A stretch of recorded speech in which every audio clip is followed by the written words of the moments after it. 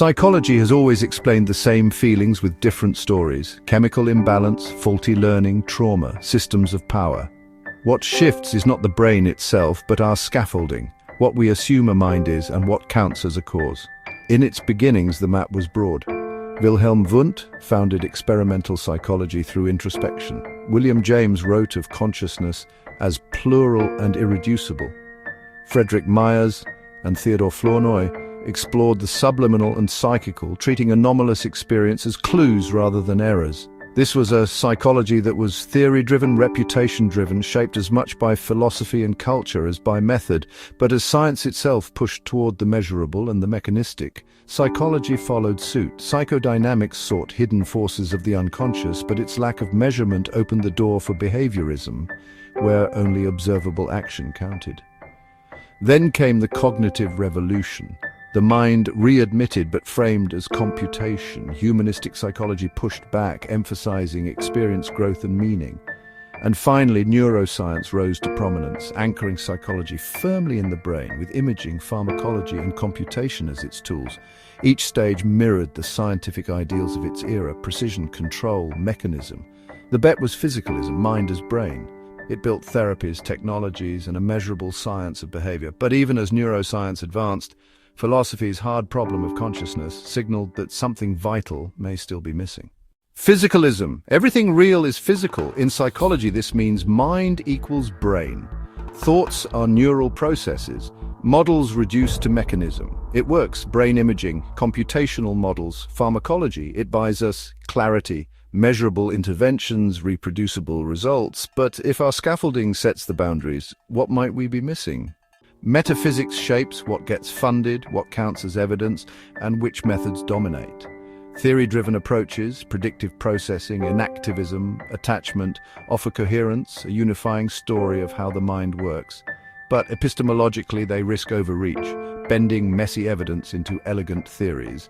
Ontologically, they can sneak in claims about what the mind is, sometimes more than the data supports. Paradigms rise when they fit method, money, and the moment. Data-driven approaches, randomized trials, factor models, networks, machine learning, offer rigor and control. Epistemologically, they excel at identifying measurable patterns, but ontologically, they risk shrinking reality to the dataset, mistaking what is measurable for what is real. The tension between epistemology, what we can know and test, and ontology, what truly exists, runs through psychology. Ignore it, and paradigms rise less for truth than for how well they fit method, money, and the moment. And here's the hidden filter. Funding doesn't just amplify certain hypotheses, it discourages others. Questions that don't align with dominant frameworks or market priorities often remain unasked.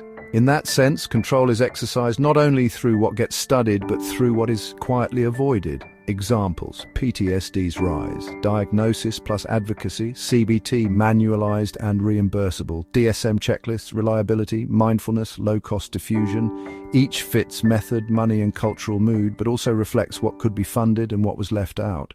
Philosopher David Chalmers calls this the hard problem. We can map every mechanism, yet why does it feel like something? Mechanisms explain function, not experience. Qualia. If the gap is fundamental, physicalism may be incomplete. Alternatives, property dualism, neutral monism, panpsychism, idealism, don't need endorsement to matter. They simply expand what questions can be asked. Metaphysics isn't decoration, it sets the boundary of possibility. The hard problem explains why edge areas keep returning: parapsychology, anomalistics, contemplative science, psychedelic research, AI consciousness. These are interdisciplinary, neuroscience with philosophy, anthropology, contemplative traditions. The stance?